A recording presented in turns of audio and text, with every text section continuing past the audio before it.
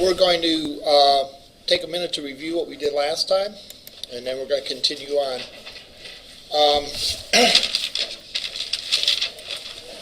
I'm going to download what I have to Canvas. People say sometimes, and I understand it, that the videos can be hard to read, but realize that I post the examples along with the videos. So if you're having a hard time reading the screen, it can be useful to download the examples and look at them. So usually what happens is underneath the video, so like that's the lecture video for 121, right underneath it is a zip file that contains the example. So this is Wednesday's lecture. This is a file for Wednesday. So let me download this.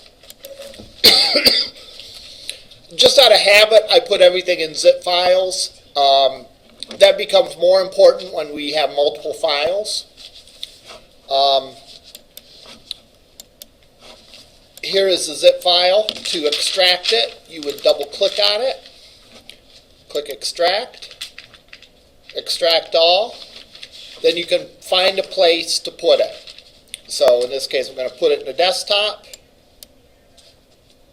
So if we look, I now have a folder on the desktop called first-1, and in it is the file that I've been working on. All right. Now to zip it up, when you're done, you can simply right mouse on the folder and say send to compressed file. And that'll create a zip folder with the file contained within it.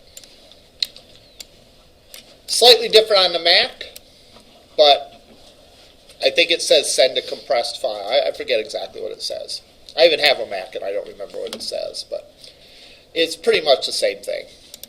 All right, so let's look at the page that we had. We're going to view the page two different ways, as we said before. We can always view the page one way in the browser, which is how the rest of the world will see it. So when we're finished and we put it up on the internet, everyone will be viewing the page through a web browser, such as Internet Explorer, Edge, Google, Chrome, Safari, Firefox, any number of those. So if we double click on it, I usually pick Google Chrome because that's my favorite browser, but remember, later on it's going to become important for us to view our pages in multiple browsers. So we're not just going to view the page in one browser. The pages that we're doing right now are simple enough where we shouldn't get into any trouble. All right, but when we start doing more involved things, especially things with CSS, then there's always a risk that there could be some sort of odd incompatibility, and therefore it's good to test it across multiple browsers. So there we have it. There we have our page. And the page contains some headings, contains some plain paragraphs, and it contains a link. All right. Let's now view it in Notepad++ that will allow us to edit it. So I'm going to go here and right mouse on it and say edit with Notepad++. And here we go. Let's take a minute to give an overview of all the tags that we have. The first thing we have is the doc type declaration, which actually is not really a tag. It sort of looks like a tag, it resembles it, but it's not really. And it does not have an ending tag associated with it, like other tags do. This is a declaration. This helps tell the browser what language this page is in. And it's in HTML5, so we're good to go. Following that, we have some tags that are going to be on just about every page. We have the HTML tag, the head tag, and the body tag. Notice that these tags are nested, which means that they're contained within tags. So the HTML tag actually goes around the entire document, because everything is part of everything other than that doc type is part of the HTML page. So everything is there. The head section contains the title. The body section contains everything else. The body section is everything that we're going to see on the screen within the main window. So if it appears here, it is in the. If it appears here, it should be in the body section. The title appears here, which is in the head section. And later on, we'll find some other things that you put in the head section. But you should at least have a title. The body, then, we have a set of tags, H1s, H2s, which are headers. Again, the 1 and the 2 relate to the level, sort of the logical level. H1 means it's a top-level topic. H2 means it's a subtopic underneath an H1. H3 would mean it's a subtopic underneath an H2, and so on. We have plain paragraphs, and we have a list and a link. The list is a UL. UL stands for unordered list, which means that the items in the list are not really, the order that the items in the list are is not really meaningful. In other words, I made up those character types and I put them in that order. I didn't have to put them in that order. The order doesn't really mean anything. Each list item is in an LI tag. Finally, we have the link tag, which is an A for anchor. And if we look, the A tag is a little bit different. What's different about it is the starting tag. The starting A tag, we need this extra piece of information, which is called an attribute. And all attributes are going to look like this. The name of the attribute equals, and then some value enclosed in quotes. And in this case, I actually saved a version of this with an error in it, right? Because if we go to this page, we get an error. What is the mistake that I have in that href attribute? Yes? You don't have the HTTPS. I don't have the HTTPS in front of it. I remember now I was demonstrating that you needed it, and I took it out to show you the error that you'd get, and I must have forgot to put it in before I uploaded it. So let's put that back in. I never intend to do that. If I do that, it's accidental. I'm not doing it to try to confuse you or anything. So now, if we go back to here, it's going to work. And it takes us to the page. Attributes are put on the starting tag. They're included between the less than and greater than sign. You don't need the attributes on the ending tag. And attributes, again, give additional information about the tag itself. When I say tags are nested, I mean that the starting and ending tag are both within another tag, or both between another tag's starting and ending tag. This is probably the most obvious one to see. This title tag, the title start tag and title end tag are between the head, title, and end tag. That is proper nesting. If a tag starts within a tag, it also should end within the same tag. So this would not be proper nesting. All right, because title starts within the head tag, but it ends outside of the head tag. It's not between the start and end head. All of these tags are nested within the body. These tags are nested within the UL, which is nested within the body. Okay?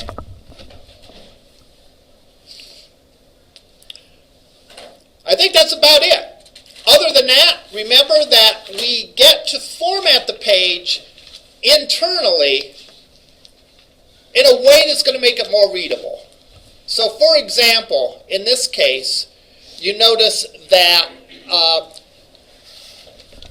I've indented this A link, and I put the starting tag here, the text for the link here, and the ending tag here.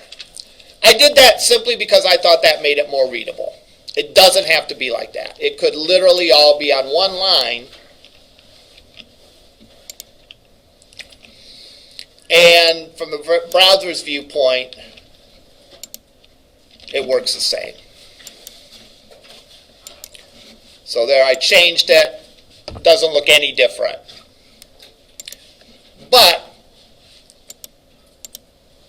use it the way that you think makes it most readable. Format it. And that's the nice thing about HTML is that you can do that. You can format it in the way that you think makes it most readable. All right, onward and upward. Let's look at other kinds of links. All right. We showed that this is how we link to a page that is on someone else's website. We need the HTTPS, and we put in the domain name or the name of the website as the href. And we could put in the page name as well. The easiest way to put a page, to figure out the URL to put, would be to just go to the page. If I wanted to put this page on my site, I would just go to it and copy it, and then just paste it as the href. It's the easiest way to do that, and it should do everything properly.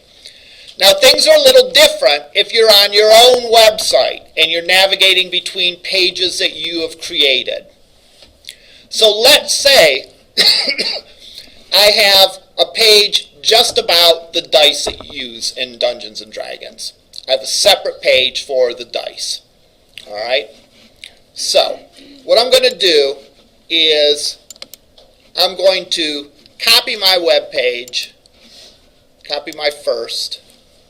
In fact, I'm going to rename the first to index. Index is a good name for like the home page of your site. I'm going to copy it and call it dice.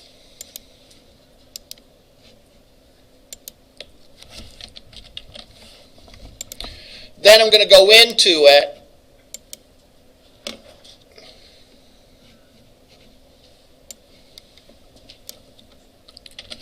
and I'm just going to change a few things about it.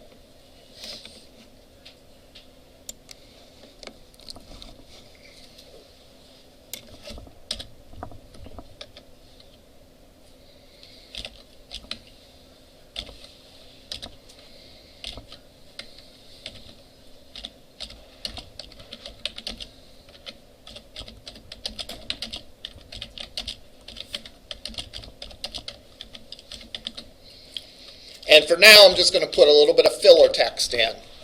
All right.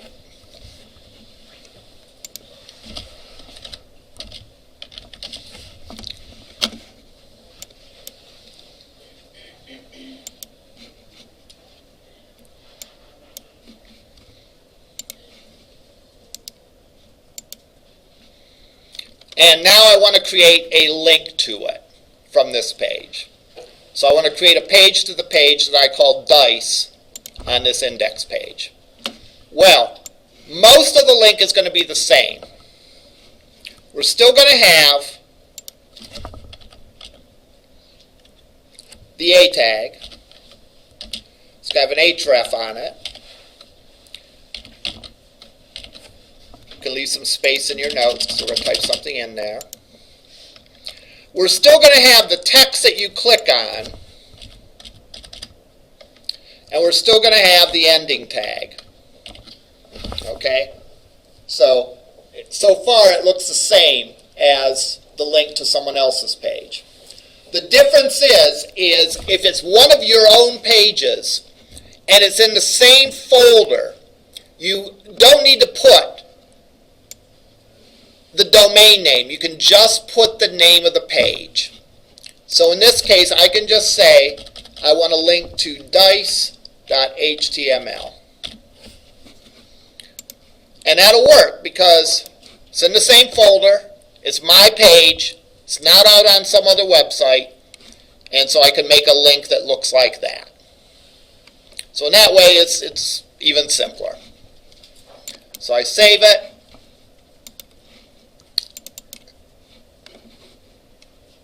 Players use multi-side dice. That is between the starting and ending A tag. So that is the link. That's what the user clicks on. You click on that, you go to the dice page. If I want a link back to the home page, I could put a link here.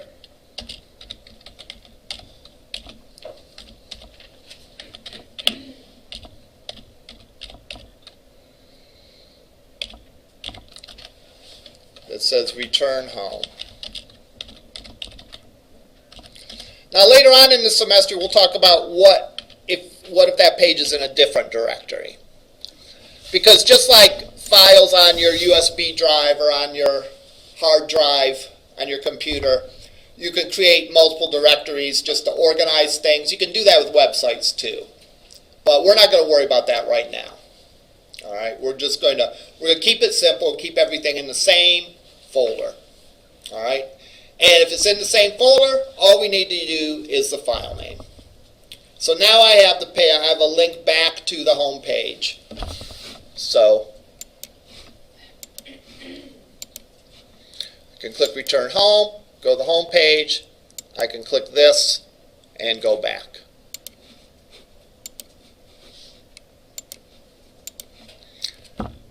Questions about that? There's another kind of link that we're going to talk about. There's actually two other kinds of links that we're going to talk about.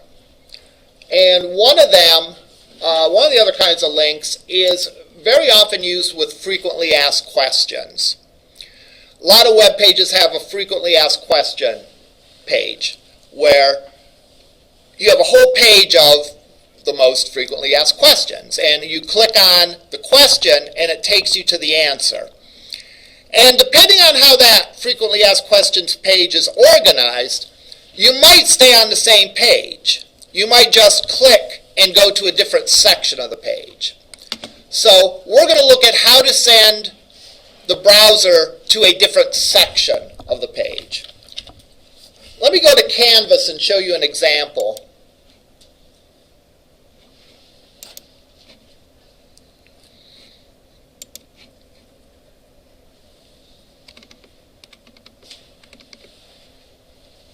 All right, here's an example.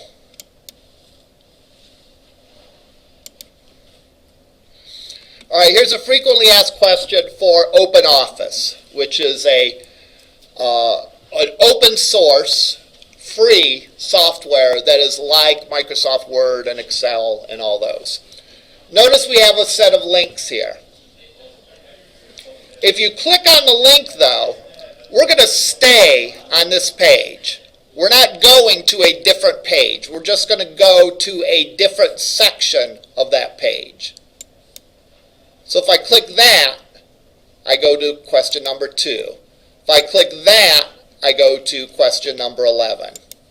I've stayed on the whole page the whole time. I'm just going to different sections of the page. All right? This is really effective for something like frequently asked questions. It's also effective if you have like a phone directory of your employees, let's say. You might have one page that's the entire directory, and you might have it alphabetized or maybe by department. And when you click on the department or when you click on the last letter, it takes you to that section of the page. It jumps right to it so the person doesn't have to scroll. I'm going to download an example that I've already made to show you how this is done.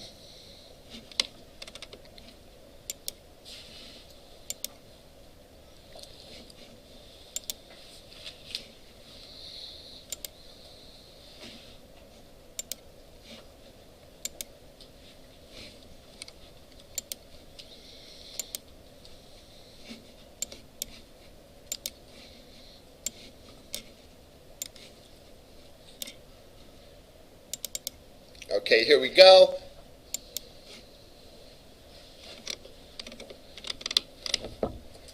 All right, here is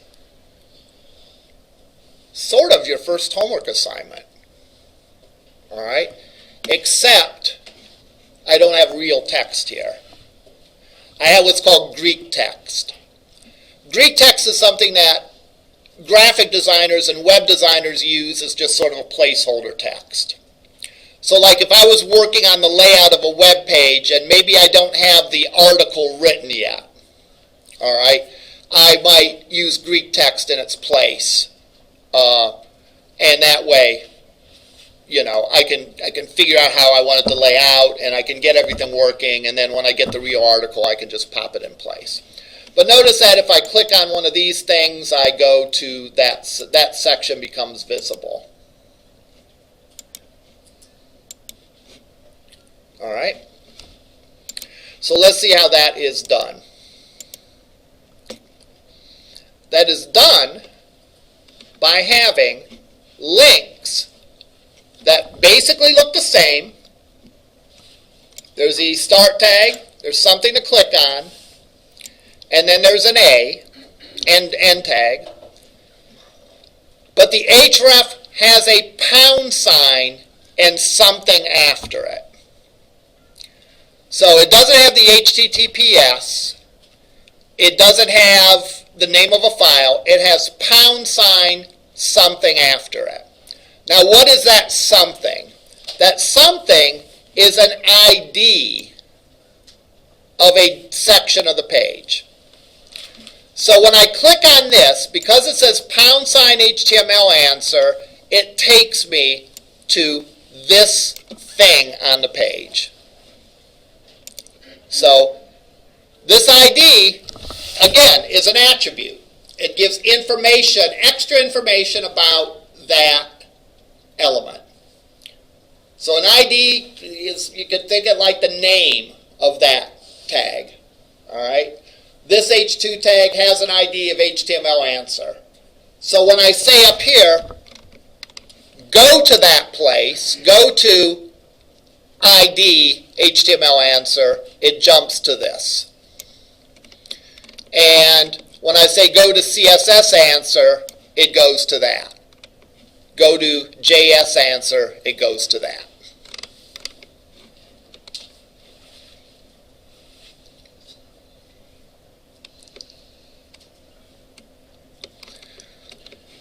Go to top is simply href equals pound sign. So pound sign by itself simply means the top of the page.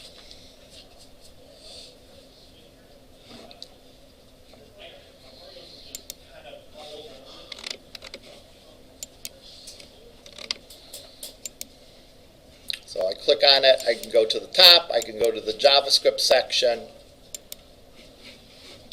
Might be a little easier to see if I make the window a little smaller or close the window.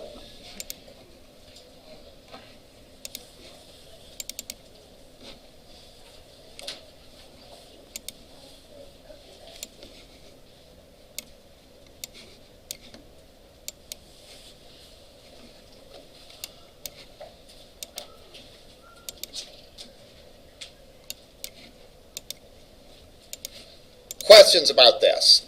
The link is the same. href. The difference between this and the other links is what we have between the quotes. If we're linking to a section of the page, we put pound sign something, and then we put an ID of whatever we put in there to designate that's the spot that we want to go to. Questions about that? Yes? Okay, so like the back to top or back to bottom, that's in the section or the navigation part? That's in the section itself. Because if you like, the idea is especially if this is a real long page, if you go jump down to question 20, you would want to have at the bottom of that section, here's how you get back to the top. Do you have this like up here? Because I've been trying to follow notes and I've been losing my mind trying to follow along. I'm sorry. Oh, that's okay. That's okay. This is on Canvas. Let me actually, this was not on Canvas. Let me enable it right now. Thank you.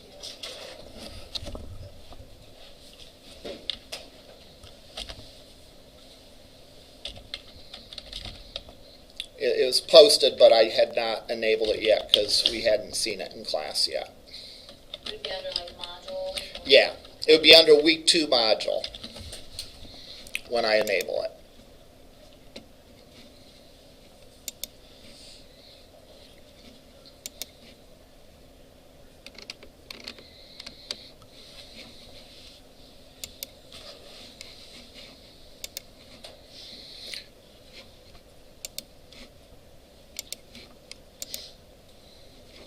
So if you look under week 2 module, it'll say FAQ zip.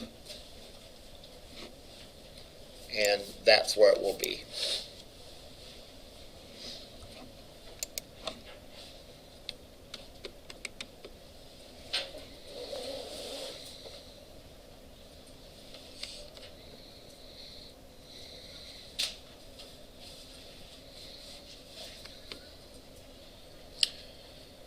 Now I have, in addition to the link, I have a couple of other tags that I've put on this page.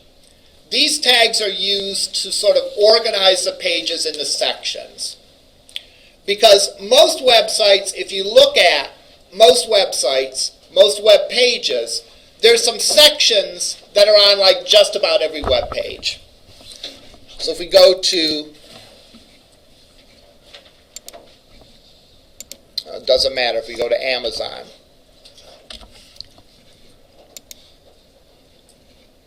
There's sort of a banner that goes on the top of the page. There's a navigation. There can be different sections on the page. Here is this section that shows sort of a carousel of images. There's a section, small space solution, bargain tech, Amazon original, gifts for your Valentine, cell phones. Each one of these is sort of a section of the page. And then finally, at the very bottom of the page, you have stuff that's on like the bottom of every page. It's like stuff that's important, but not like real important. So they don't want it on your face, but they want it available on every page. So, we have a header, we have a navigation,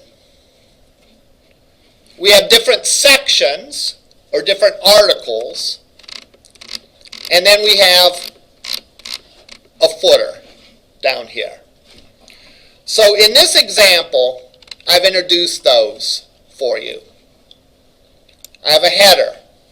The header usually defines what the page is and what the page is about. So there'll be headings in it. There will be, there could be text. There could be images like the company's logo. Could be all kinds of stuff in there.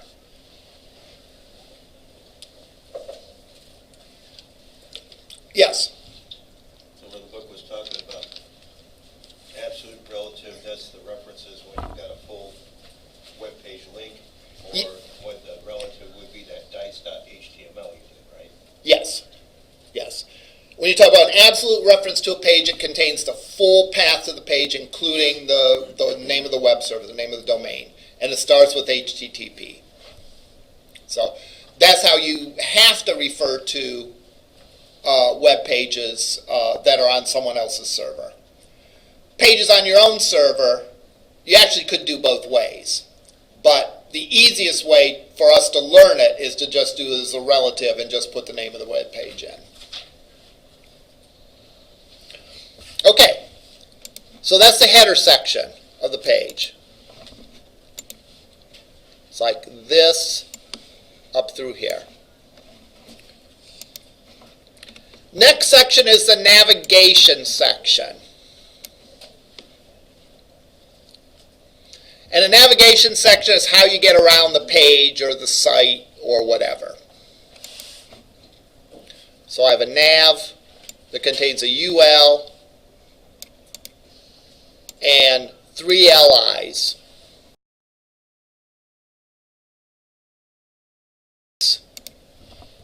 To different sections of the page. And that's the navigation section.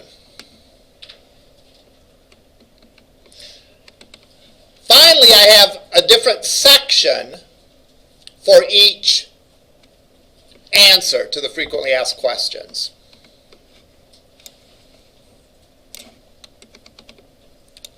Just like Amazon had a section for Valentine's gifts, and a section for cell phones, and a section for other stuff. I have a section for each answer. And then finally, I have the footer at the bottom, which is what I want to have appear on the bottom of the page. Now, right now, we're only mostly dealing with just like one page at a time.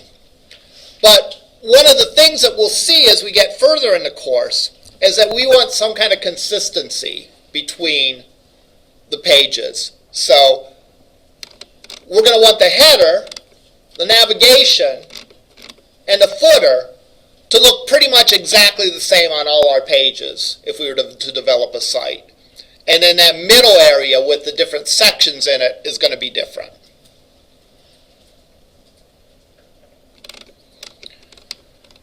Right now, these things don't really do a lot. We can't see the advantage of using these right now because we haven't talked about CSS. But these are just a way to organize our page into areas, the main areas of the page.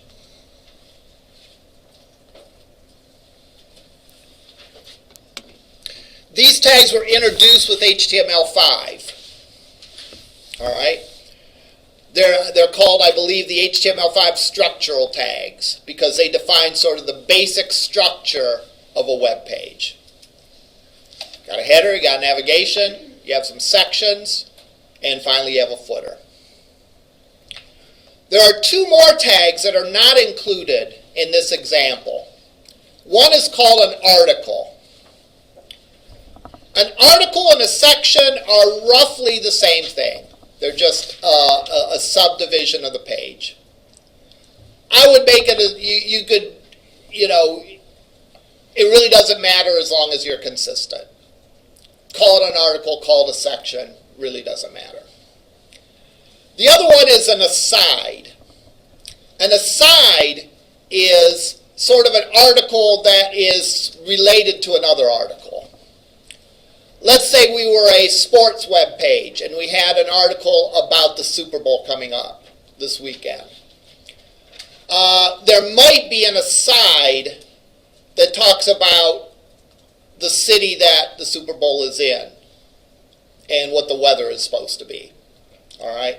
That's not really the main article. The main article is about the game itself, but an aside is sort of a related article.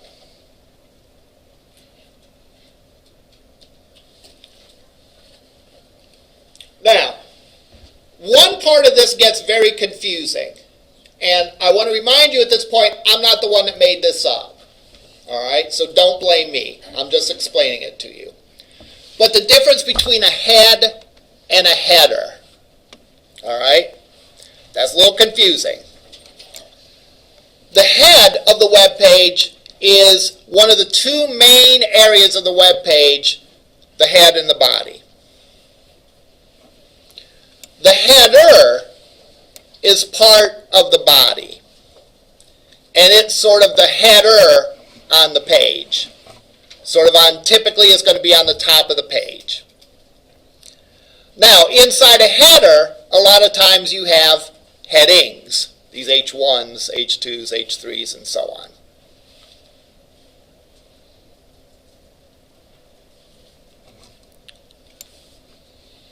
So just remember, head and body are sort of the two main divisions of the web page. The body contains a header. And in addition to that, you have headings that could appear anywhere else on the page.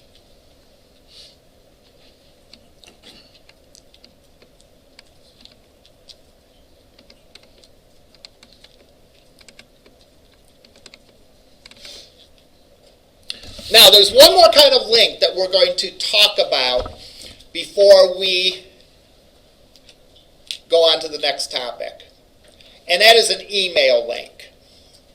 All right? Notice in the footer I have my email address. I'm going to create a link so that when I click on the link, it opens up whatever the person's email program is. Now, this isn't going to really work real well on this machine because no one has set up email, because this is a classroom machine. It's not anyone's personal machine. But I could show you how to do it, and if you access it on a machine that does have email set up, it'll work a lot slicker than this. Again,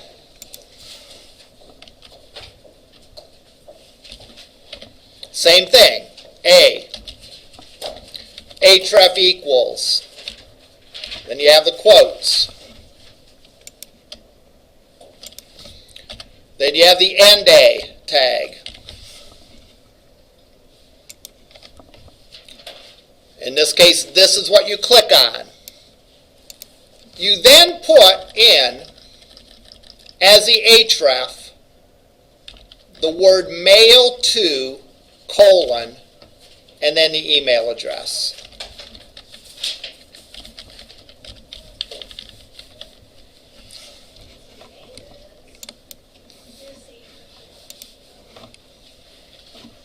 All right. So now when we view this page,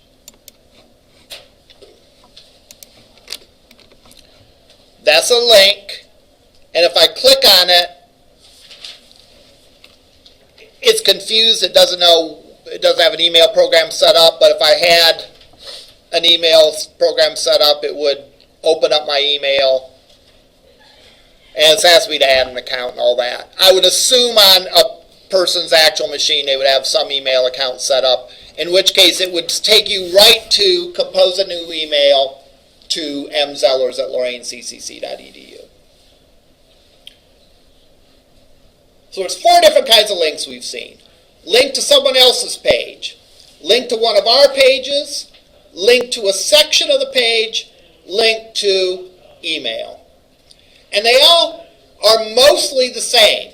Href equals, then you have something to click on, then you have the end A tag. And then what's different is the value of the href. In the case of an external page, it's the name of the web server, the name of the web page. In the case of one of your own pages, assuming it's in the same folder, it's just the name of your web page. In the case of a section of your page, it is simply # with the name of the ID that designates a section of the page. And finally, in the case of email, the href is the word mail to, colon, and then the email address. Questions about this? Yes? Can you go back on your other page? 'Cause everything's... Yeah. So I can't find what you put on Canvas. It won't let me see that. It'll show me the web page itself, but I need this. Okay. Yeah. Well, so in other words, you can see the page. Yeah. Okay. What you need to do is, do you have Windows or Mac? Windows. Do you have Notepad++ installed? Okay. So what you do is, if you would right mouse on it, and then say Edit with Notepad. It won't let me. Okay. I can take a look at that in lab. Okay. There's no Edit with Notepad++? Is there an Open With? It's got open and then something and then properties. Okay. Is there an Open With? Hold on. Other. Got it. Okay. Cool. But All it's right. only giving me Notepad. It's not giving me ++ though. Okay.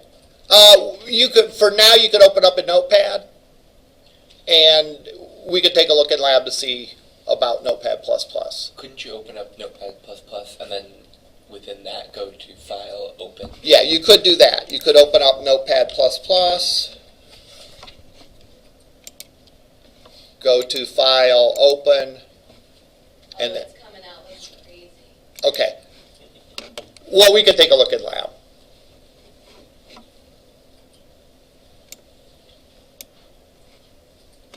Okay.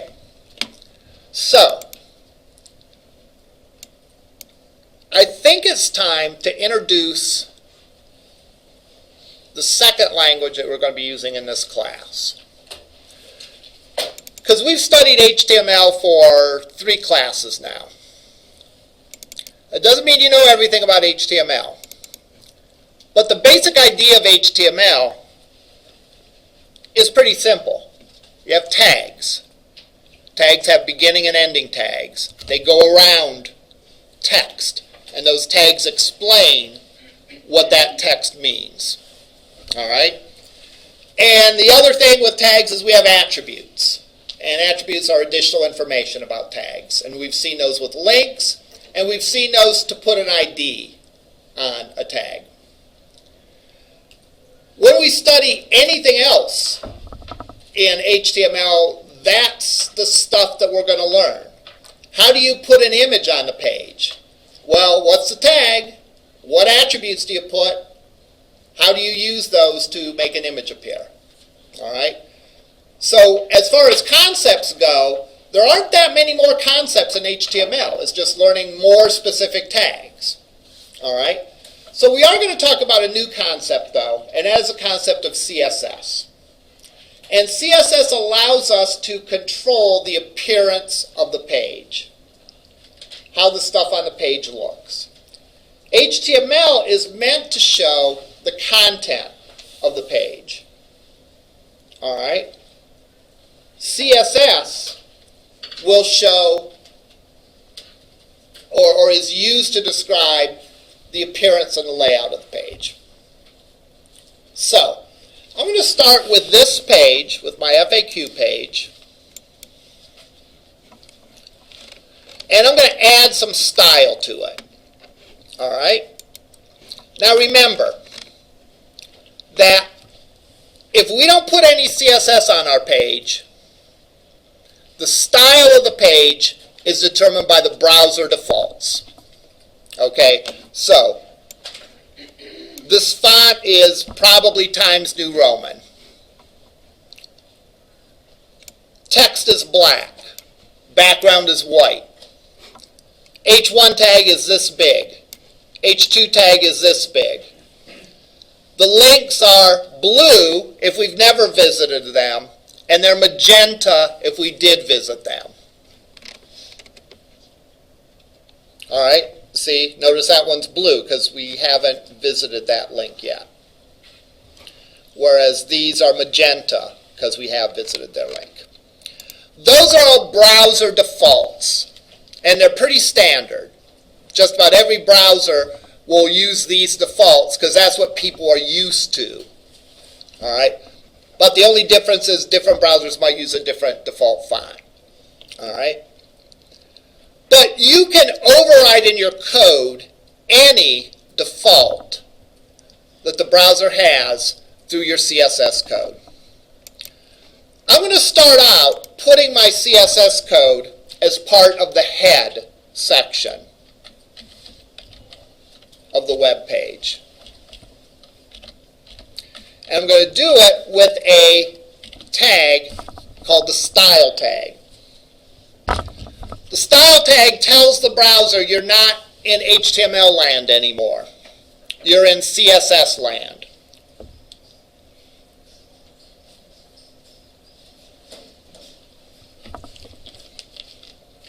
So everything between here is going to be CSS code.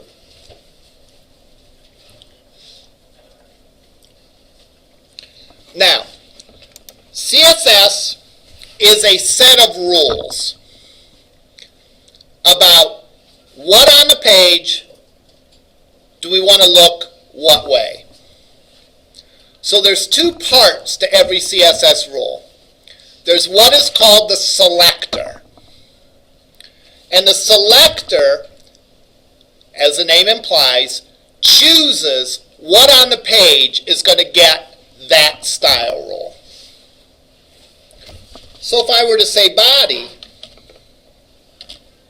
for the selector, what do you suppose that means? Whatever you're about to change is going to be in the body. Yep.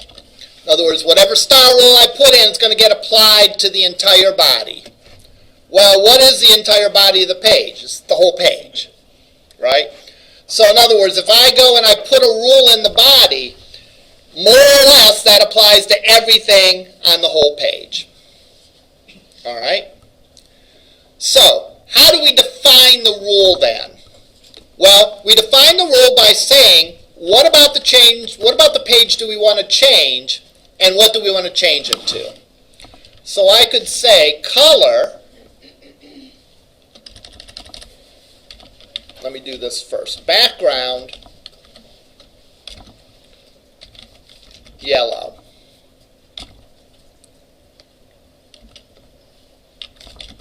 Color, green. Sometimes I use ugly color combinations just to demonstrate.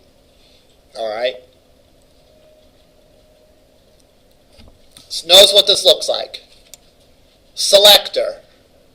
That's what on the page gets this rule. What does the rule say? Change the background of the page to yellow. I have a semicolon. Change the color to green.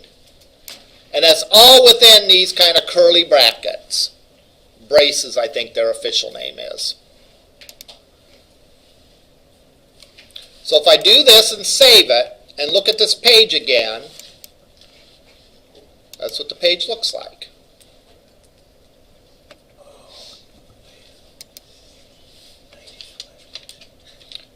All right. Now we could do something like this if we wanted to, maybe make it look a little less harsh, maybe make a blue background and a color of white.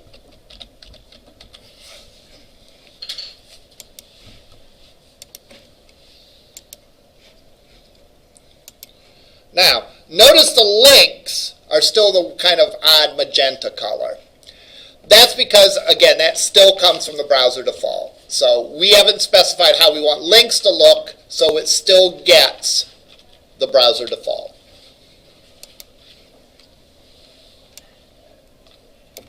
Are the colors themselves also being determined by the browser right now? Or those like come from some dictionary of what those colors are? They come from a dictionary of colors, and we'll look at that. Let's go and do that. Let's look at HTML color names. So let me search.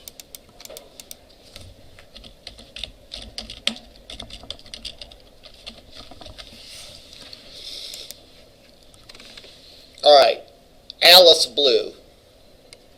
So let's set the background to Alice Blue.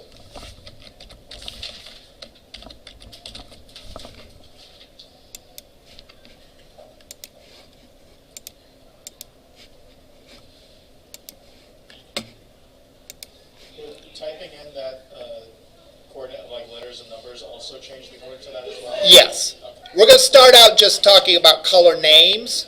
There's another kind of code that is used. Yeah. The hexadecimal code that you can also use instead of the color name. Now, what if I do something like this? I do body, background Alice Blue, color blue. I can do header. I'm going to switch those two around. Background blue, color Alice Blue.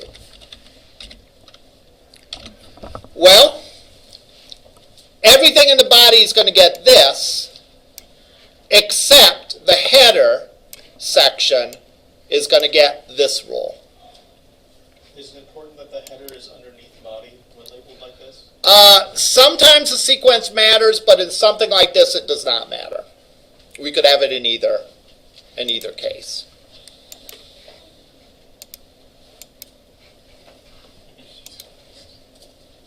So there we have the header of the page is set to one color, and the rest of the page is set to another color.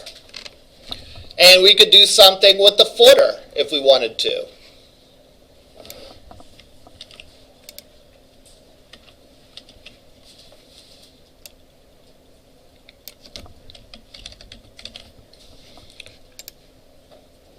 I'm going to make it dramatic.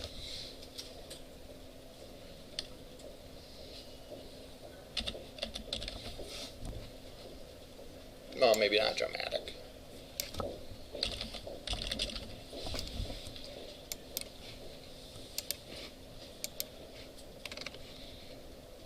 All right.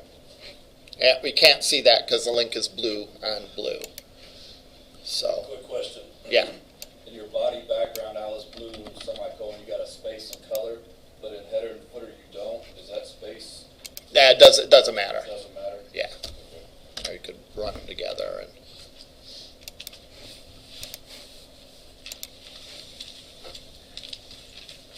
make it stand out like a sore thumb. I don't think on your first couple of assignments you're required to use CSS. But if you're welcome to experiment, go ahead. I use colors because unless there's someone that happens to be colorblind, which is there anyone that's colorblind? Okay. How do those pages look to you? When it was the blue, or the green with yellow, I could barely tell Okay. the difference. All right. Interesting.